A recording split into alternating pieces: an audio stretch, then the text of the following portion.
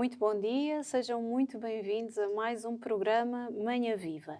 E hoje o nosso tema é vinho. Vinho, fruto da videira do trabalho do homem. Temos connosco José Pedro, que vem dar a conhecer a adega de Orém, Divinis, que José Pedro é o diretor executivo da adega de Orém Divinis. Então eu quero desejar-lhe boas-vindas. Bem-vindo a este programa Manhã Viva. Obrigado, um bom dia para si, um bom dia para todos os nossos telespectadores e desde já, em nome da adega, portanto da Divinis, os nossos agradecimentos pela oportunidade de nós divulgarmos o fruto do nosso trabalho e dos trabalhos das gentes de Orém. Muito bem. A Divinis surgiu da antiga cooperativa de Orém. A história começou em 2006. Vários empresários apaixonados pelo vinho e pela tradição vitivinícola oriense decidiram adquirir a adega e relançar a produção de vinhos da região. Como nós começamos sempre com um momento de oração neste programa, antes de avançarmos,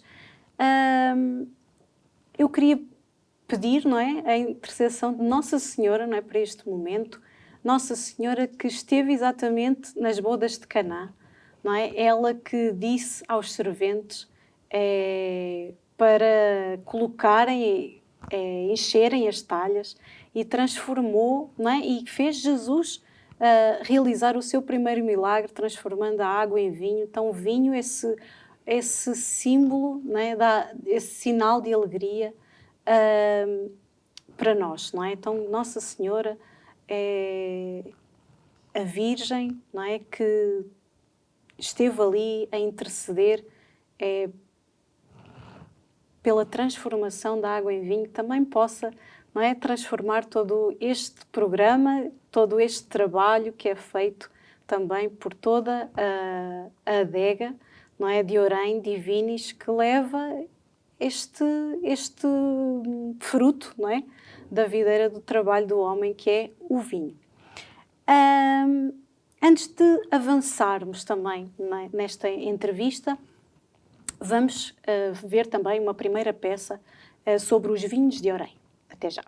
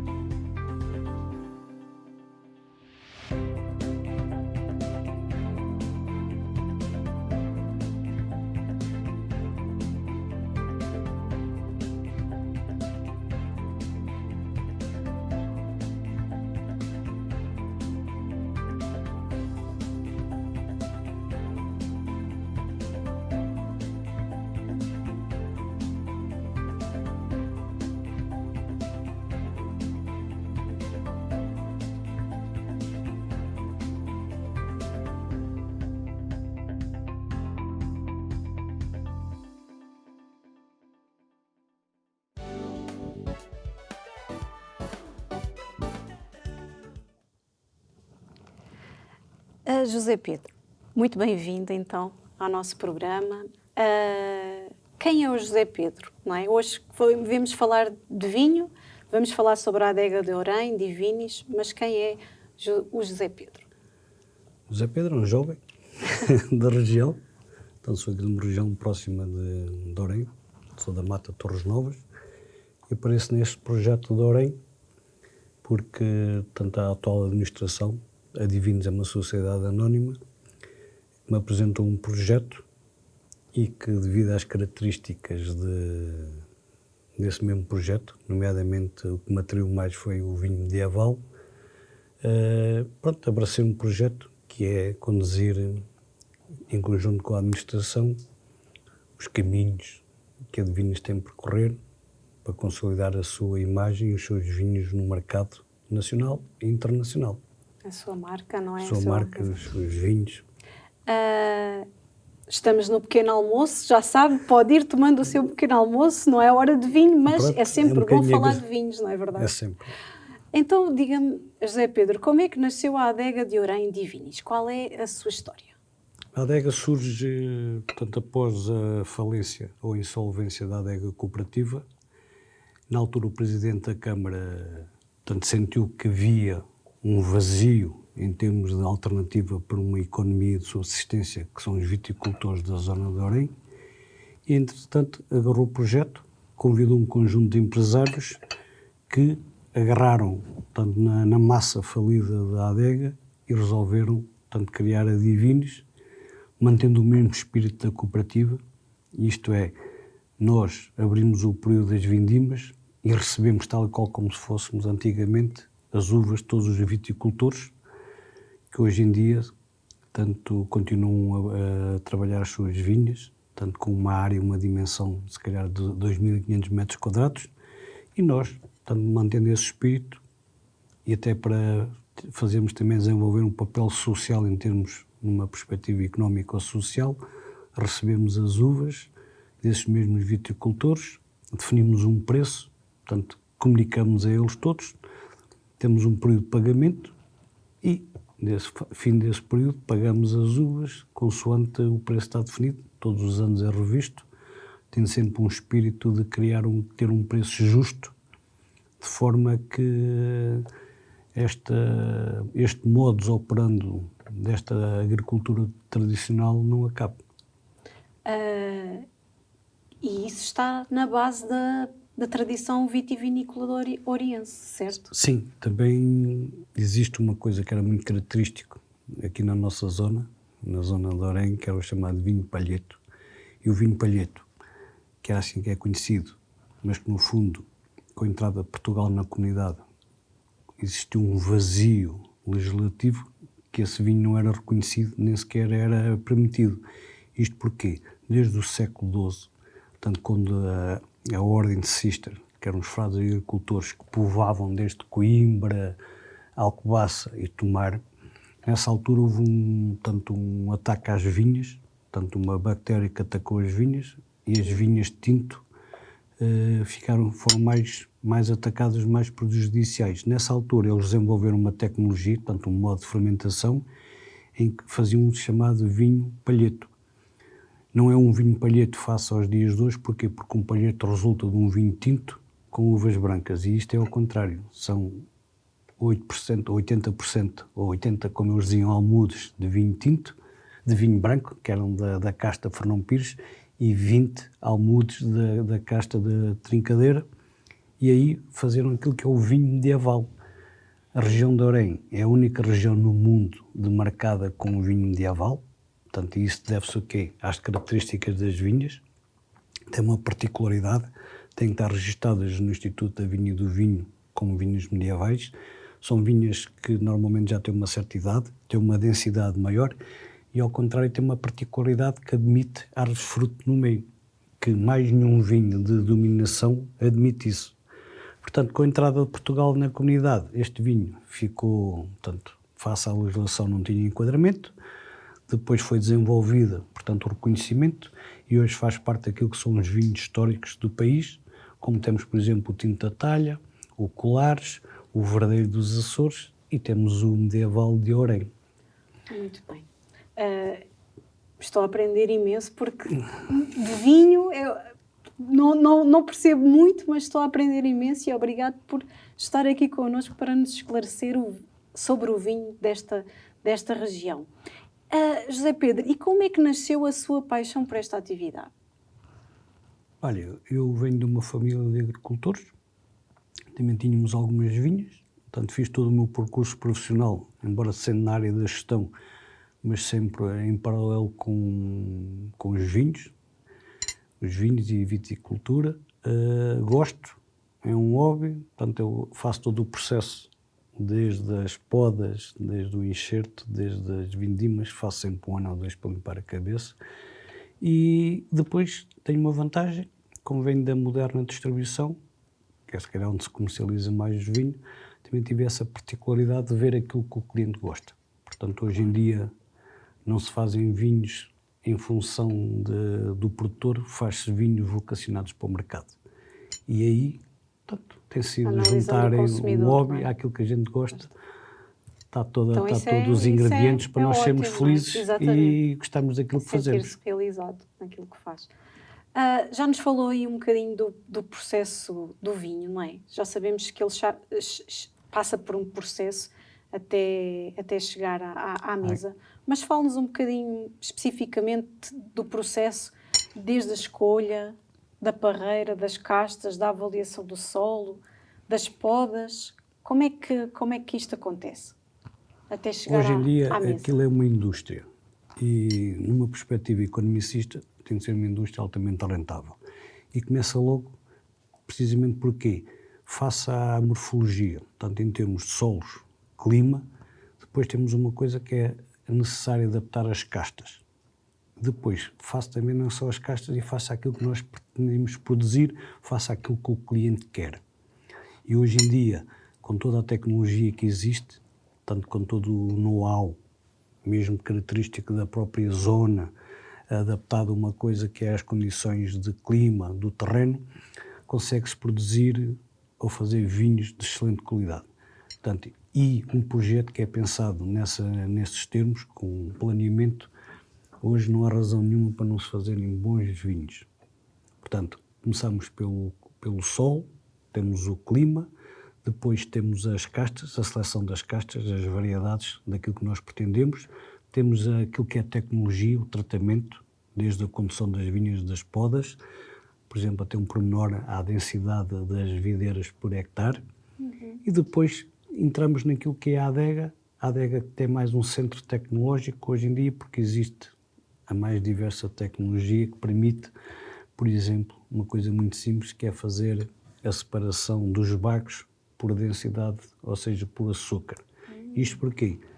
Portanto, o vinho hoje é uma indústria altamente tecnológica, daí nós temos e sentimos que houve uma elevação de qualidade naquilo que nós hoje vimos numa garrafa. Depois vem a parte de comunicação com o cliente, aquilo que é a atração, desde o peso da garrafa, desde a cor da garrafa, desde propriamente o rótulo e a comunicação com o nicho de mercado que se pretende atingir. E como é que podemos saber o que é um vinho bom e o que é um vinho mau? Não há dúvida que existe só uma prova, que é aquilo que é a prova real, que é um vinho bom, um vinho mau, é aquele que nós bebemos e que nos faz sentir bem. Portanto, o vinho existe sempre, ou acompanha sempre, um momento emocional, ou seja, uma refeição, ou seja, por exemplo, uma companhia. Portanto, beber um vinho. É uma festa, não é? Uma festa, qualquer coisa. Penso que ninguém bebe vinho sozinho. Portanto, o vinho é algo que vai complementar ou uma própria refeição, uma própria festa, ou uma simples conversa entre duas pessoas ou mais pessoas. Portanto, e o vinho é algo que acrescenta valor. Não se sobrepõe-se a nenhuma dessas situações. E isso acho que é aquilo que cada um sente, portanto é uma coisa emocional, depende de cada um, é o que define um bom vinho, um mau vinho, ou menos bom, que hoje não há maus vinhos. Pronto, acho que isso é a principal característica. Depois, o que é que nós temos? Temos classificações, portanto, de diversos organismos, desde, por exemplo, a nossa CVR, que é as comissões vitivinícolas, que são elas, por exemplo, que vão dizer se um vinho é um reserva, se é uma colheita selecionada, se é um DOC, se tem essas características, mas pronto, que são coisas gerais. E às vezes vejo amigos e familiares que colocam uma aplicação no telemóvel e veem qual é a avaliação daquele vinho e tudo mais. Está tudo... Também essa avaliação está sempre sujeita, por exemplo, nas aplicações tecnológicas, ou seja, todas as plataformas.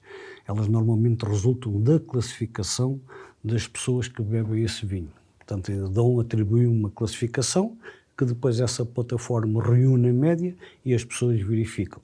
Como tal...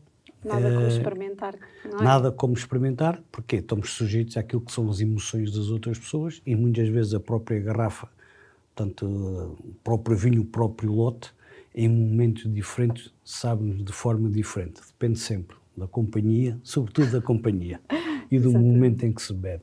Exatamente. Quais são os valores pelos quais vocês se regem? Nós, a adega, para já rege de uma coisa que começa por uma questão simples, que é a produção. Ajudamos a produção, pagamos aquilo que é o preço justo.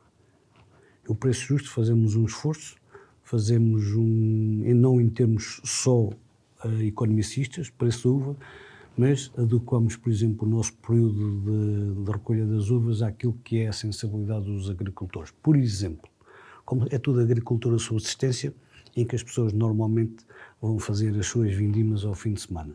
Portanto, nós abrimos a nossa adega ao fim de semana e criamos um espaço de forma que as vindimas se façam durante o fim de semana, que é quando as pessoas têm mais devagar, mais tempo livre para fazer isso. Começa logo por aí. Depois, tentamos fazer aquilo que é um vinho honesto, uma relação preço-qualidade.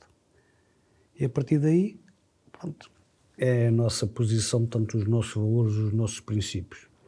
Também temos a preocupação, já nos nossos métodos de produção, não sermos agressores em termos de ambiente. Utilizamos aquilo que é os métodos muito mais naturais, menos químicos e menos processo. Portanto, de forma... Somos pequeninos, portanto, pretendemos fazer aquilo que é uma agricultura sustentável, portanto, aquilo que é uma economia social e que seja sustentável. Claro. Já falou um bocadinho da qualidade dos bagos, não é? Depende se estão bons, se não estão bons para a qualidade do vinho, não é isso? Certo, isso é fundamental. Isto é como se costuma dizer, sem uvas não se faz omelete. Exatamente. Aqui sem boas uvas não se fazem bons vinhos. Sim. E como é que a uva ganha álcool? A uva não ganha álcool, a uva ganha açúcar.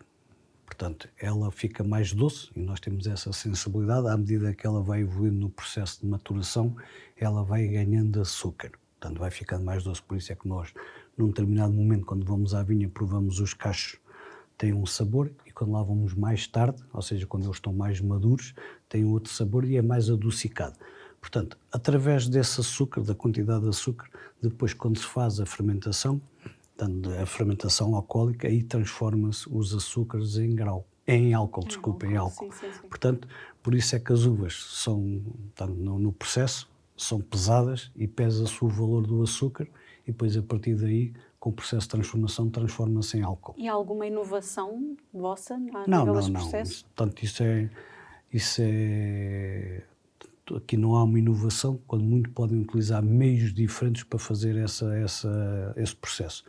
Por exemplo, mas isso é comum a todos nós. Como nós estamos, por exemplo, a falar da separação, nós não utilizamos, que é uma tecnologia ainda cara, em que há quem utilize, em que é feito desengaço e, consoante a densidade, os bagos são separados por densidade, que tem a ver com a quantidade de açúcar. Pronto, nós ainda não fazemos isso. Mas isso não é um processo que seja tecnológico ou seja uma invenção de alguém, não.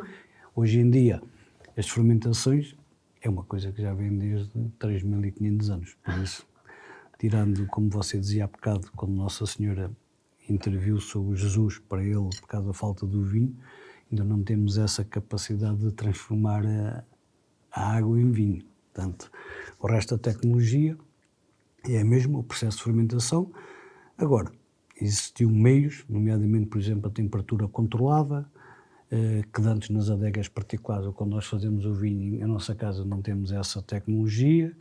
Permite, por exemplo, que os vinhos, quando sejam engarrafados, tenham, por exemplo, mais aromas. ou seja, as qualidades, Adocicado, não, as qualidades sei. organoléticas, seja aquilo que a gente é um vinho mais frutado, tudo isso. Agora, a tecnologia está ao dispor de toda a gente. Muito bem. Passando aqui, estamos quase a terminar esta primeira parte do nosso programa, de forma a passar aqui pelo tema da região, Extremadura, região de vinhos. Fala-nos um bocadinho sobre esta região, Extremadura, a região dos vinhos de Lisboa. Pronto, nós pertencemos à região vitivinícola de Lisboa, sub-região em Costas de Aire. E porquê é que é esta sub-região? Porquê? Devido às características, nós em linha reta se calhar temos a 20 km o mar, temos a mesmo, se calhar a 20 km, temos já os ares, sofremos os ares do interior, portanto do Alentejo e de Espanha, e temos estas características, temos a Serra de Aire, a Serra de Candeiros, que é que nos permite criar aqui sim umas condições que em termos climatéricas são sui generis.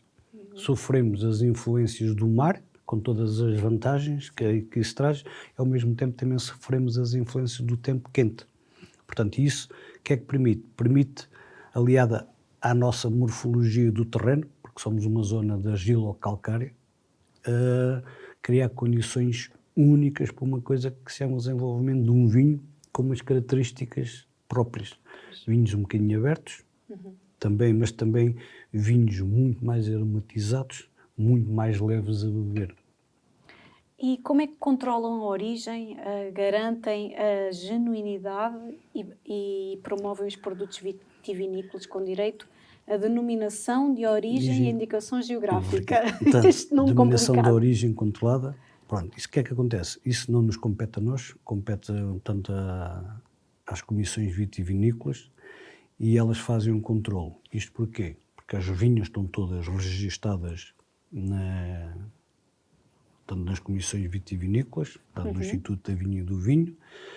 Cada vez que é feito um manifesto da produção, portanto é comunicado, e a partir daí eles também fazem o controle. Depois os vinhos, para terem tanto essa denominação, para serem controlados DOC ou regionais, têm que ser submetidos tanto à comissão, tanto no fundo é um painel de provadores que diz que se os vinhos têm essas características, e depois tendo essas características, daí eu dizer que temos vinhos reservas. Portanto, isso a reserva obedece a um processo, desde os estágios em madeira, desde a qualidade das uvas, e depois, tanto o vinho no fim está preparado, nós submetemos a essa comissão, e esse painel diz se o vinho tem essa qualidade ou não. Portanto, ou seja, é tudo controlado. Só o pormenor, por exemplo, se eu digo a eles que o vinho é aprovado, tem 14 mil litros de vinho, a impressão dos rótulos para as garrafas é mesmo controlado por eles. Portanto, ou seja, existe uma comissão, mas isto é comum a todas as regiões, precisamente para dar um garante, quando eu estou a vender um vinho de origem controlada, é um vinho mesmo controlado. Quando é da região de Lisboa ou da sub-região de Encostas de Aire, é desta região, e não podemos transitar com uvas de uma zona para outra. Claro, portanto, é isso compete aos organismos oficiais esse mesmo controle. Acaba por proteger o produto, sim, não é? Também os próprios produtores e tudo. Também a quem região consome, em si. não é? A região. Muito bem, chegamos aqui ao fim desta primeira parte, José Pedro.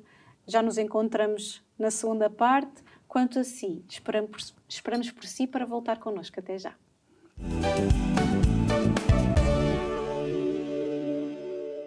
Muito bem-vindos a esta segunda parte do programa Manhã Viva. Já sabe que estamos a falar de vinho. Se não sabe, acabo por dizer que estamos a falar de vinho, o fruto da videira do trabalho do homem, e estamos com José Pedro, diretor executivo, que tem-nos dado a conhecer sobre a adega de Orém Divinis. Então, José Pedro, estávamos a conversar e eu gostaria de perguntar agora, porquê Medieval de Orém? O Medieval de Orém, portanto, é um vinho ou um processo de produção de vinho único numa região no mundo, que é a região de Orém. Vem desde o século XII, vem desde a tipologia das vinhas, portanto, e estamos a falar de vinhas que são registadas no Instituto da Vinha e do Vinho, são vinhas chamadas centenárias, têm umas características próprias, desde as variedades, portanto, são vinhas e essencialmente têm uma casta, que é da nossa zona, que é a Fernão Pires, com a trincadeira. Depois obedece um tratamento, obedece a uma produção que ainda é feito tudo à mão, em que as uvas são vindimadas, vêm para a adega ou para o lagar, depois são desengançadas numa ciranda, tudo manual. O vinho faz um curtimento ou uma fermentação típica da nossa zona, que é um processo, uma cultura ancestral, em que a uva branca é fermentada tanto dentro daquilo que é o barril, e a tinta numa à parte, e num determinado momento dessa fermentação vão terminar a fermentação com as duas juntas, ou seja, o tinto vai ser incorporado dentro do barril, ou seja, daquilo que é a fermentação mãe. O vinho medieval, tanto tem uma metodologia, tanto que foi reconhecida e que resulta dessa mesma know-how histórico. Nós fazemos num barril ou numa pipa de 2.500 litros, portanto, em carvalho nacional, não, em castanho, desculpa, em castanho nacional. É feita a fermentação, depois fica um ano em estágio, é submetido tanto à Comissão Vitivinícola, que depois aprova se o vinho tem condições para ser medieval ou não. Portanto, Orém, ou o Concelho de Orém, para ser mais específico, é a única região no mundo que tem esta dominação de origem controlada. Portanto, isto aparece com a entrada na Comunidade Europeia, em que tiveram uma preocupação, sobretudo, na área alimentar, desde os queijos, desde os vinhos, desde o pão, desde os enchidos, a comunidade, tanto certificar e proteger aquilo que era a cultura gastronómica ancestral. Portanto, e aí sim aparece o vinho medieval. Muito bem. Casal dos Frades, onde é a quinta e qual é a vossa ligação com esta quinta? Portanto, Casal dos Frades, portanto, hoje em dia, que é aquilo que é a zona onde existe a região ou a zona industrial de Orém, que era uma quinta que existia, e que nós, portanto, a adega, ou seja, a cooperativa, anteriormente foi lá instalada nesse terreno, e que depois a insolvência, a Divines, portanto, formou-se e adquiriu as instalações, e hoje, portanto, temos uma área de cerca de 5,9 hectares que faz parte dessa tal Casal dos Frades, que era essa quinta que existia, portanto, já há muitos anos. Muito bem, estamos a ver aqui os vinhos, não é? Podemos olhar para a marca, não é? Para aquilo que é a vossa marca. Sim, tenho aqui se calhar a nossa apresentação, portanto, do medieval. Sim. Nós tivemos a preocupação de fazermos uma edição limitada que era comemorativa dos 800 anos. E como eram 800 anos, portanto, tem muita história, fizemos uma garrafa com design próprio, uma rolha natural, 100% natural, a rolha numerada corresponde ao mesmo número da garrafa. Portanto, nós produzimos 2.600 unidades e, portanto, numeramos, um lacre feito à mão, e depois fizemos uma caixa também individual, onde conta um bocadinho a história, tanto em português e inglês, do que é o vinho medieval. Portanto, e fizemos este lançamento dos 800 anos, portanto, com esse nome. Com esse nome. Portanto, o vinho medieval... A Badia dos Tomarães. É a Badia dos Tomarães. Tomarães porquê? Porque existia antes, este era um caminho que se fazia nos caminhos de Santiago, e também existia uma instalação, que ainda só existe um rastro de uma ruína, onde existia aqui sim uma abadia que servia de apoio aos peregrinos, e daí nós recuperamos o nome, assim como o T, tanto que era aquilo que era também a escrita que existia, era o mesmo formato que os frades cíceros utilizavam. Portanto, este é o vinho medieval. Depois temos o Dona Messia, que é uma reserva, ou seja, que é o nosso ex-libris. Dona Messia também... Vou pôr aqui também para... Que é a rainha, portanto, foi a rainha que teve aqui sim no Castelo de Orém, portanto, a esposa de Afonso III. E o Dona Messia é uma reserva, é medalha de ouro, portanto, no concurso Berlim. Tem essa particularidade, entre 3.264 vinhos portugueses foram ao concurso, portanto, só 121 é que tiveram medalha de ouro e a Dona Messia teve. Depois tenho uma gama abaixo, em termos também, que é o Colinas de Fátima, que é uma colheita selecionada. A colheita selecionada também não somos nós que dizemos, portanto o vinho tem que ter essas características e depois é a Comissão Vitivinícola que aprova se tem qualidade para ser colheita selecionada, que é um regional, e também depois o outro regional mais corrente, que é o Colinas de Fátima.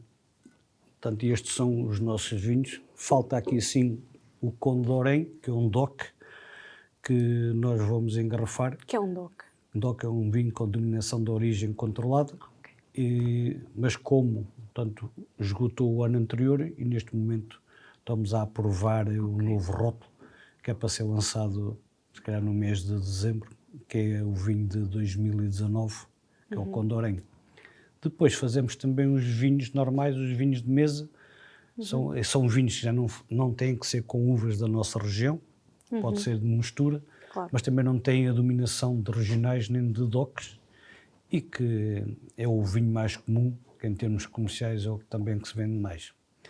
Nós vendemos mercado nacional e também fazemos a maior parte de exportação, Brasil, que é se calhar o nosso principal cliente, depois fazemos Cabo Verde, fazemos Angola e fazemos a Europa. Muito bem. França, normalmente o mercado da saudade. Ok. Este primeiro vinho acaba por ser essa transformação, não é? Porque foi inspirado no caminho que faziam para Santiago, não é? Esse nome acabava por dar essa alegria, não é? Acaba por dar essa alegria para o caminho. Eu acredito que o vinho dê muitas alegrias, porque para já, tanto devido às características, portanto, temos a casta Fernão Pires e temos a casta Trincadeira. São as duas que têm que ser feitas a vindima no mesmo período. O que é que acontece? Aqui na região, quando a Trincadeira está naquela fase dos 13, 13,5, já a Fernão Pires tem 16 ou 17. Normalmente dá um vinho muito alcoolizado, portanto, na casa dos 15, 15,5. E o que é que permite? Permite que um beba ter essas alegrias que tanto fala. Muito bem. Mas não só falamos de vinho, também temos o azeite. A Divino está também associada e conhecida pelo azeite. Vamos ver uma segunda peça sobre o azeite.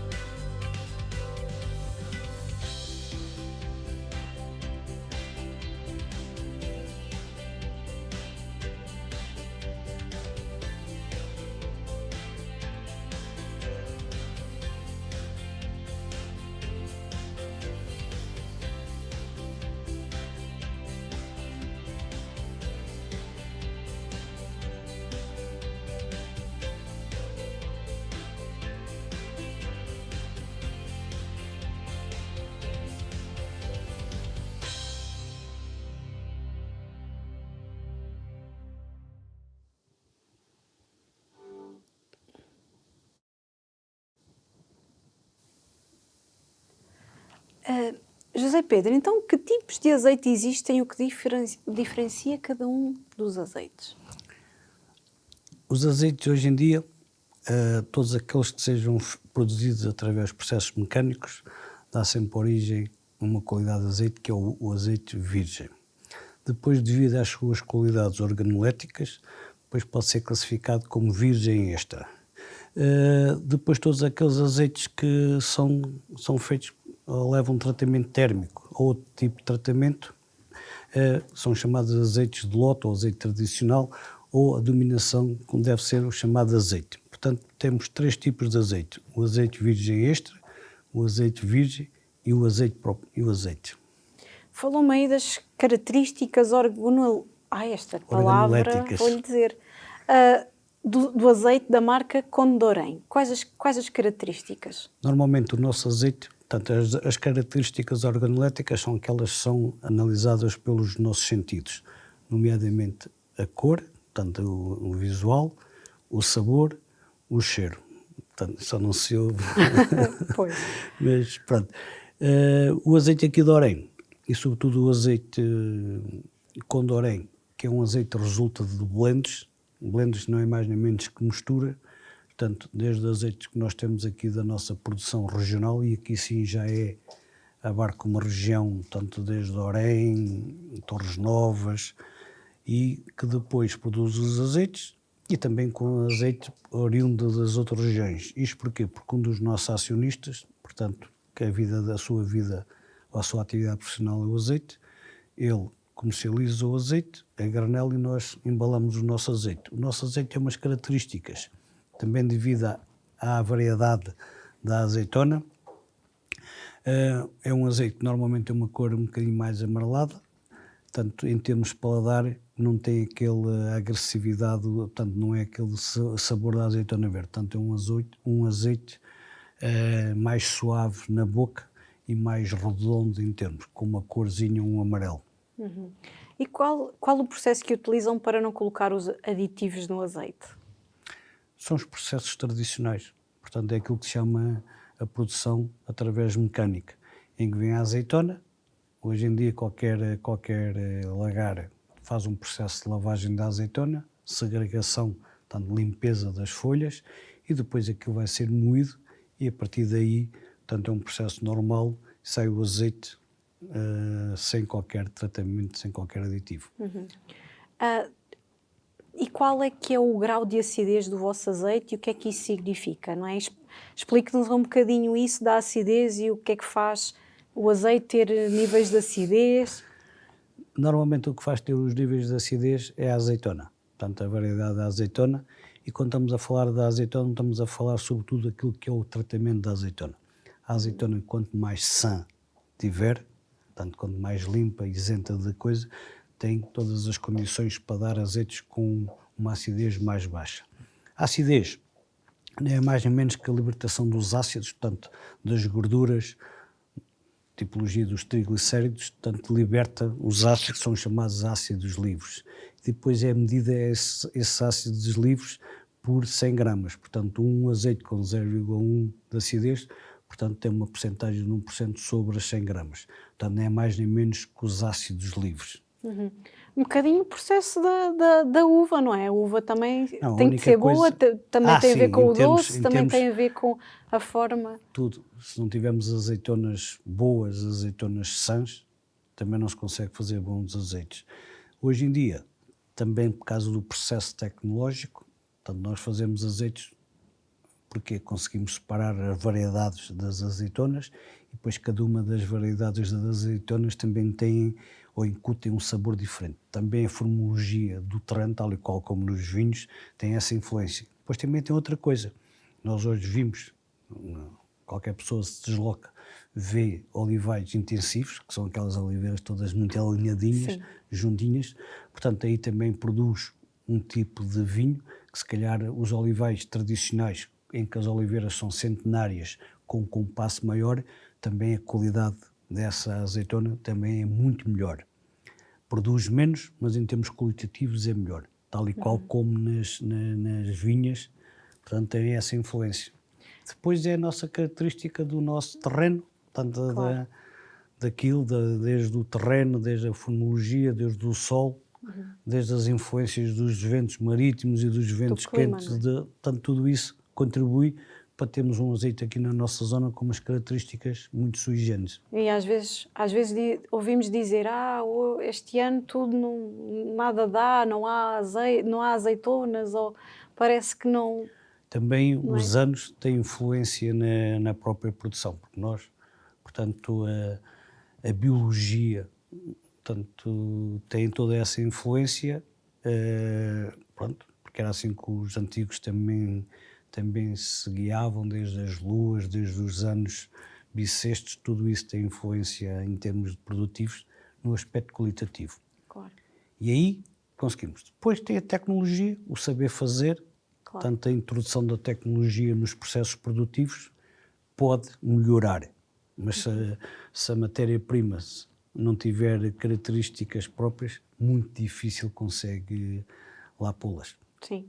E às vezes não se consegue talvez produzir tanto ou com tão boa qualidade, e às vezes o que Nós foi a temos, produção anterior acaba por por. exemplo, o ano deste ano, como tivemos um excesso de calor, os olivais, portanto, mais antigos, aqueles olivais que são extensivos, em que não são regados, a azeitona não teve uma evolução normal, portanto, teve um período que teve muito excesso de calor. Sim. O que é que vai dar? Vai dar menos quantidade e as características, portanto, em termos das tais características organolétricas de tal qualidade, também é inferior. Claro. Este ano temos uma redução de produção, na ordem dos 30% a 35%, mas também temos uma redução na qualidade. Por exemplo, os olivais intensivos, tal tecnologia em que já são regados, consegues minimizar a produção, mas a qualidade tu não consegues. Claro, Não claro. consegues porquê? Porque depende das condições, sobretudo climatéricas. Voltando aqui ao processo, não é? Em que é que consiste o tratamento da refinação do azeite? É assim, a refinação do azeite acontece quando o azeite tem algum problema organolético. Por exemplo, quando são azeites velhos, quando são azeites, por exemplo, que adquirem um sabor por falta de, por exemplo, de condições de higiene, propriamente da azeitona, propriamente das instalações, são azeites que ficam com algum defeito organolético. Depois existem processos químicos ou térmicos que vão limpar isso. Portanto, é aquilo que vão refinar o azeite. Normalmente refina-se o azeite, portanto, o azeite, qualquer motivo, ou é velho, ou teve alguma alteração no seu processo que fez com que ele não tivesse as devidas condições organoléticas, tanto em termos de sabor, em termos de qualidade, então leva um processo, sobretudo térmico, a tal refinação, que normalmente é quente e que vai tirar esse defeito organolético. Agora, algo mais prático assim, qual é o tempo indicado para termos o azeite em garrafas em nossa casa? O azeite estraga-se? Não, o azeite altera-se, como tal. Agora, também depende em que condições é que ele é conservado. Por exemplo, nós tínhamos antigamente as talhas, que normalmente as pessoas ou os agricultores que tinham talha sempre num sítio com umas condições desde umidade e de luz e até do próprio recipiente que conservava. Hoje em dia, mesmo a garrafa, tanto as garrafas em vidro, ser vidro mais claro ou vidro mais escuro, não é isso que te influencia a forma se ele é exposto mais ou menos à luz ou mais ou menos às variações térmicas. Mas hoje em dia, tanto um azeite normalmente, for conservado em boas condições, pode demorar 18 meses, 24 meses sem qualquer problema.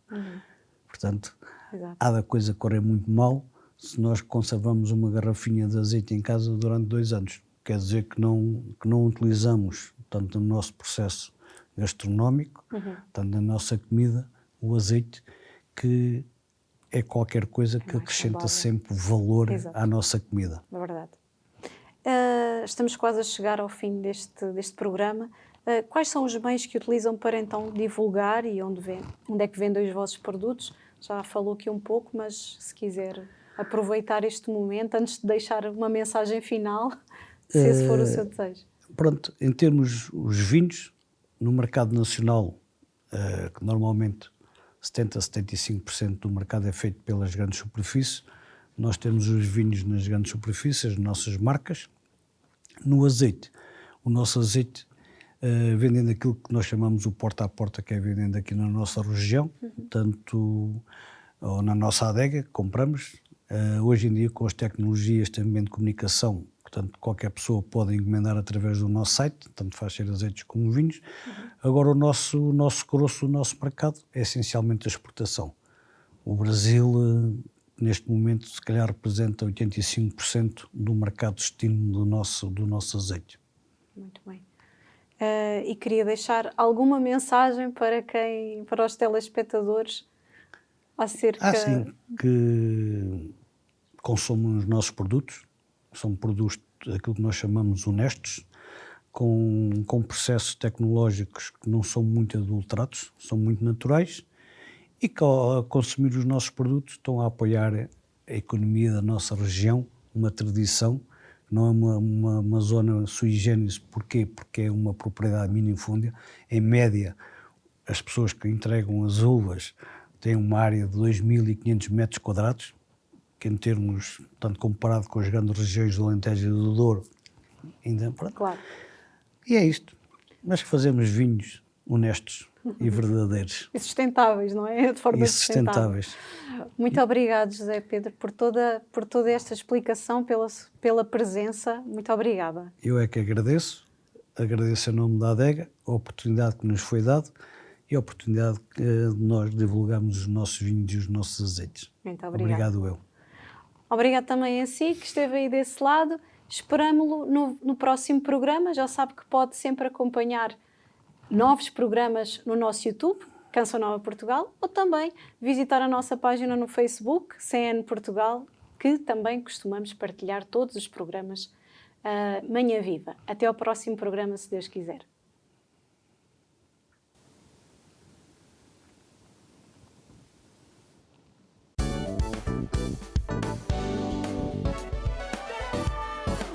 Se gostou deste programa, clique aqui na nossa playlist aqui em baixo para ver outros episódios. Se ainda não subscreveu o nosso canal do YouTube, faça-o já clicando neste botão aqui do lado e será logo o primeiro a saber todas as novidades.